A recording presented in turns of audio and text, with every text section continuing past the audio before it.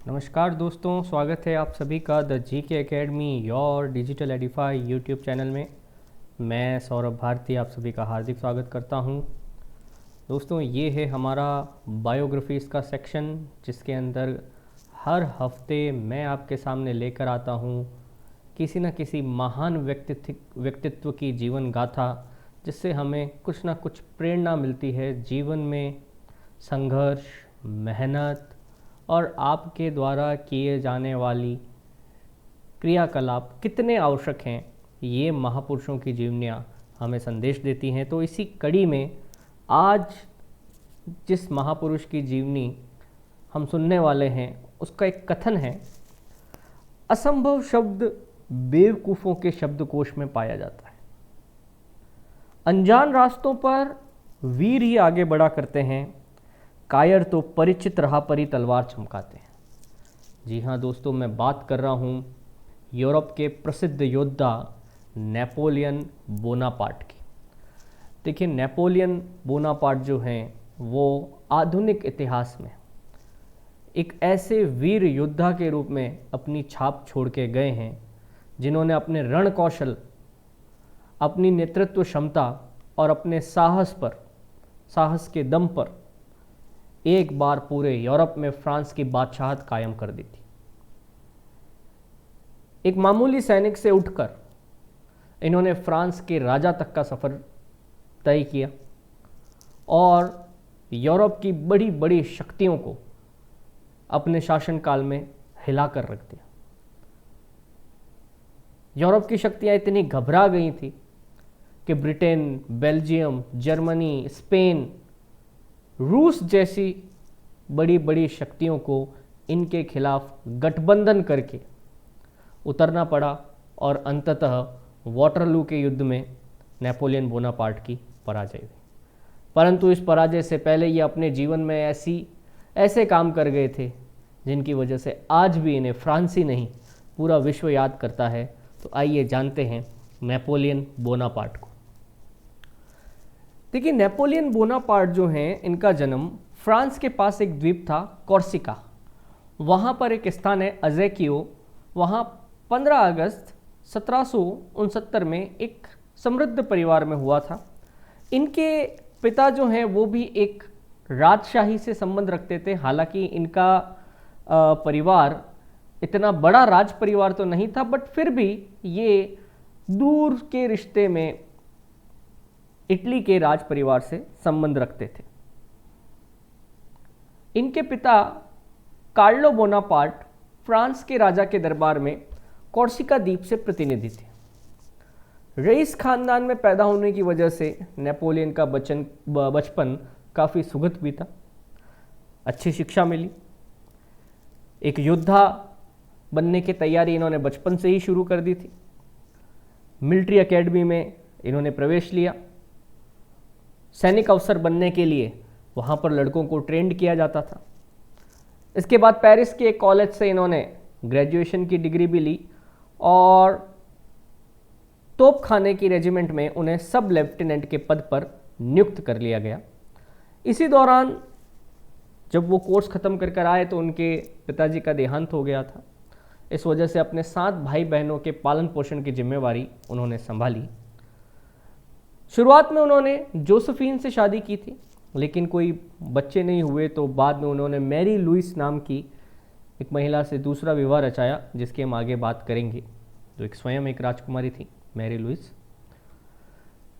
Paris सैन्य अकादमी में जाने से पहले इन्होंने कॉर्सिका की ही ब्रायन अकादमी में अध्ययन किया और नेपोलियन जब अकादमी में थे तभी उनके पिताजी की मृत्यु हो गई थी। परिवार के मुखिया की बागडोर इन्होंने संभाली। जब ये घर वापस आए पिता की मृत्यु के बाद कॉर्सिका, तब कॉर्सिका के अंदर फ्रांसीसी राजा के प्रति विद्रोह की आंधी चल रही थी। देखिए, ये वर्ष है 1786 का। इस समय फ्रांस के राजा लुइस 16वें के खिलाफ पूरे फ्रांस राज्य के अंदर विद्रोह की लहर चल रही थी। फ्रांस का राजा लुइस 16 और उनकी रानी मैरी अंतोनोवा, उन्होंने कुछ ऐसे काम किए उस शासनकाल में, जैसे मैं उदाहरण दूं, फ्रांस में लगातार अकाल पड़ रहा था, जनता के पास खाने के लिए नहीं था और जब मैरी के पास ये बात पहुंचाई गई, लुई 16 की रानी के पास, तो उसने जवाब दिया कि अगर लोगों के पास खाने के लिए ब्रेड नहीं है तो क्यों ना उन्हें कह दीजिए कि वो केक खा ले। इस तरह से मजाक उड़ाए जाते थे। तो जनता भयंकर तरीके से त्रस्त थी और फ्रांस की राज सत्ता को उखाड़ फेंकना चाहती थी। तो कोर्सिका में भी कुछ इस प्रकार की राजनीति चल रही थी। तो पास्कल पाउली के साथ मिलकर नेपोलियन भी इस अभियान से जुड़ गए, परंतु जल्दी ही दोनों के बीच में विरोधाभास हो गया और नेपोलियन को लगा कि पास्कल पाउली उनकी हत्या कर देंगे, तो नेपोलियन अपने परिवार सहित फ्रांस चले गए और वहीं पर इन्होंने अपना जो सरनेम था बोनापार्टे वो ग्रहण किया, क्योंकि इटालियन और फ्रांसीसी उच्चारण में फ़र्क था। वहीं पर इन्होंने बोनापार्टे शब्द, जो कि इनके नाम का फ्रांसीसी उच्चारण था, उसे ग्रहण कर लिया और वहाँ की विद्रोही सेना को इन्होंने ज्वाइन कर लिया। जैसा कि मैंने आपको बताया, फ्रांस में क्रांति चल ही रही थी। 1789 में फ्रांस की क्रांति हुई, लुई 16 और मैरी को सत्ता से उखाड़ फेंका गया। 1792-93 के अंदर लुई और मैरी पकड़े गए, उन्हें फांसी पे चढ़ा दिया गया। उस समय जो एक आम जनता ने अपनी गवर्नमेंट बनाई थी, उसकी अपनी सेना भी थी और वहीं पर नेपोलियन ने अपना सैनिक कैरियर शुरू किया। देखिए, फ्रांस में ये जो लोकतांत्रिक क्रांति हुई, इसके बाद राजशाही तो खत्म हो गई, परंतु आसपास के कई छोटे बड़े जनपद थे जहां पर विद्रोह शुरू हो गए। तो फ्रांस की एक छोटी टुकड़ी की कमान नेपोलियन को मिली थी और नेपोलियन ने 1792 में टूलो का विद्रोह दबा के, टूलो एक जगह थी वहाँ पर विद्रोह कर दिया था। आम जनता और जो वहाँ का राजशाही था, जो वहाँ के रॉयल्स थे, उनके बीच में लड़ाई हुई और उस विद्रोह को दबाया सफलतापूर्वक नेपोलियन ने। इसके बाद जब फ्रांस कमज़ोर था तो इंग्लैंड ने फ्रांस के शहर टॉवलिन पर कब्जा कर लिया, पर नेपोलियन के नेतृत्व में फ्रांसीसी सेना ने अंग्रेज़ों को वहाँ से बाहर खदेड़ दिया। देखिए, अंग्रेज़ों को उस समय हराना बहुत बड़ी बात थी और नेपोलियन ने जब ये कार्य सफलतापूर्वक किया तो पूरे फ्रांस में उनके नाम के कसीदे पढ़े गए। नेपोलियन का नाम पूरे फ्रांस में प्रसिद्ध हो गया। 1796 में जब इटली के राज्यों को, जो इटली में अभी भी राजतंत्र था और वो कोशिश कर रहे थे कि फ्रांस के राज्य हथिया लिए जाए, इटली के राज्यों को भी जब नेपोलियन ने परास्त किया, तब नेपोलियन की प्रसिद्धि अपने चरम पर थी। इस वजह से जो सरकार, आम जनता की सरकार, जो आम जनता के प्रतिनिधियों ने वहाँ बनाई थी, वो लोग डर गए नेपोलियन की प्रसिद्धि से और उन्होंने नेपोलियन को एक कठिन मिशन के लिए मिस्र भेज दिया। मिस्र को अपना उपनिवेश बनाने के लिए ब्रिटेन और फ्रांस दोनों ही लगातार संघर्ष कर रहे थे और नेपोलियन को उस रेगिस्तान में फ्रांस से दूर भेज दिया गया। हालांकि 1799 में नेपोलियन वापस पेरिस पहुंचे। हालांकि मिस्र में जो ब्रिटेन के साथ युद्ध हुआ था उसमें नेपोलियन हार गए थे, बट फिर भी फ्रांस में एक भव्य स्वागत नेपोलियन का किया गया। इसी समय ये वो दौर था जब शासन चलाने का अनुभव आम जनता के प्रतिनिधियों को था नहीं, तो उनके प्रति जनता में भयंकर विरोध था। इस वजह से वहाँ की सरकार कमज़ोर पड़ने लगी थी। ऐसी स्थिति में नेपोलियन ने, क्योंकि उनकी प्रसिद्धि बहुत थी और कई सारे लोग उनके आकर्षक व्यक्तित्व की तरफ आकर्षित होकर उन्हें एक नेता के रूप में देख रहे थे, तो नेपोलियन ने भी इसका लाभ उठाया और 10 वर्ष के लिए स्वयं को प्रथम काउंसिल, यानी कि उस गवर्नमेंट का सबसे फर्स्ट काउंसिल घोषित कर सबसे पहले तो सरकार को अपने हाथ में किया। ये बात 1799 की है। और जब सही मौका मिला उन्हें 1804 में, तब उन्होंने फ्रांस के राजा की उपाधि धारण की और अपना राज तिलक करवाया। इस दौरान एक घटना हुई थी 1804 में, जिसे मैं यहाँ बता देता हूँ। फ्रांस कैथोलिक ईसाई धर्म को मानने वाले लोग थे और कैथोलिक ईसाइयों का सबसे बड़ा धर्मगुरु पोप होता था। और जब कभी भी इस प्रकार से राजाओं के राज्याभिषेक हुआ करते थे तो पोप को वहाँ आमंत्रित किया जाता था, और वो पोप ही जो है वो राजाओं को राजमुकुट पहनाया करता था। तो पोप जब राजमुकुट पहनाने आगे बढ़े तो नेपोलियन ने पोप के हाथ से राजमुकुट ले लिया और स्वयं अपने सिर पर पहना और पोप से कहा, फ्रांस का राजमुकुट मुझे धूल में पड़ा मिला है और मैंने अपनी तलवार से इसे उठाया। इस बात से पोप बहुत नाराज हुए, पर नेपोलियन की शक्ति उस समय इतनी थी कि पोप कुछ कह नहीं पाए। यही घटना थी कि आगे चलकर जो ईसाई साम्राज्य के राजा थे, खासकर इटली और इसके आसपास, जर्मनी और इसके आसपास, इनको नेपोलियन के खिलाफ संगठित करने का काम इसी पोप ने किया। तो देखिए, फ्रांस का राज्य तो नेपोलियन को मिल गया, परंतु अब नेपोलियन ने एक ताकतवर सेना का गठन किया और आसपास के जितने भी शत्रु थे उन्हें पराजित करना शुरू किया। नेपोलियन ने स्वयं को शासक घोषित करने से पहले ही 1800 में ही ऑस्ट्रिया को पराजित कर दिया था और वहाँ पर फ्रेंच सत्ता की स्थापना करी। जनता को उसने अधिकार भी दिए, पर जनता को ये भी कहा कि आपके परिवार में से हर एक व्यक्ति, एक बच्चा फ्रांस की सेना में भर्ती होगा। इस प्रकार से उसने ताकतवर सेना का गठन किया। 1803 में जब ब्रिटेन ने फ्रांस से युद्ध छेड़ दिया तो ब्रिटेन और रूस को भी नेपोलियन ने युद्धों के अंदर हराया। 1805 में ऑस्ट्रिया और रूस पर विजय प्राप्त करने के बाद उसने प्रशा, जो कि जर्मनी का प्रांत था, उसे भी पराजित कर दिया। आप इस प्रकार से देखें, ऑस्ट्रिया पराजित हो गया है, रूस हो गया है, जर्मनी हो गया है प्रशा के रूप में, ब्रिटेन हो गया है, तो यूरोप में बड़ी शक्ति बचती कौन है? इतने बड़े भूभाग पर इसने फ्रांस का साम्राज्य विस्तार कर दिया।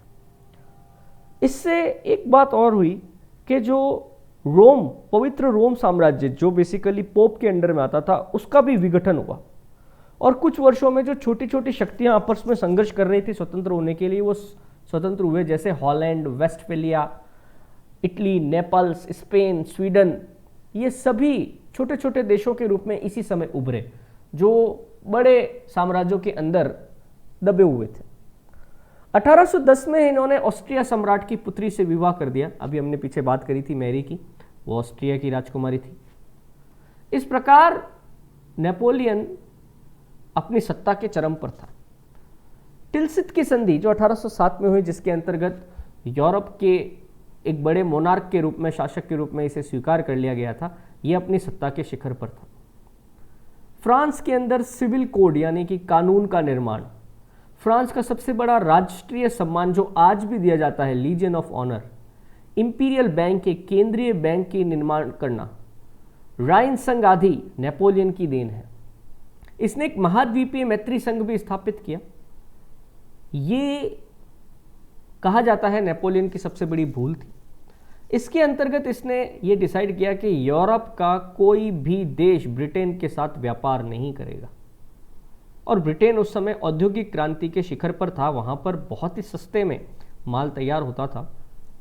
ऐसी स्थिति में कई सारे यूरोपीय देश और के व्यापारी घाटे में जाने लगे और शायद यही नेपोलियन के पतन का कारण भी बना। तो यूरोप के कई देश उसके खिलाफ अब अपनी सैन्य शक्ति बढ़ाने लगे, पर 1805 से लेकर 1811 तक यूरोप के किसी भी शासक और देश की हिम्मत नहीं हुई कि वो नेपोलियन को चुनौती दे सके। इंग्लैंड के खिलाफ जब इसने महाद्वीपीय काउंसिल का निर्माण किया तो नेपोलियन को लगा कि इससे ब्रिटेन को बहुत नुकसान होगा और मैं ब्रिटेन को भी जीत लूंगा। पर ब्रिटेन ने क्योंकि उस समय तक अब उपनिवेशों में अपनी शक्ति का विस्तार कर लिया था, तो यूरोप से होने वाले नुकसान की भरपाई ब्रिटेन ने वहाँ से कर ली। इस वजह से ब्रिटेन को तो कोई खास नुकसान नहीं हुआ, बट यूरोपीय राष्ट्रों की अर्थव्यवस्था चरमरा गई। इसके खिलाफ सबसे पहले स्पेन ने विरोध का झंडा उठाया। तो नेपोलियन ने स्पेन पर चढ़ाई कर दी और वहाँ से सत्ता छीन ली।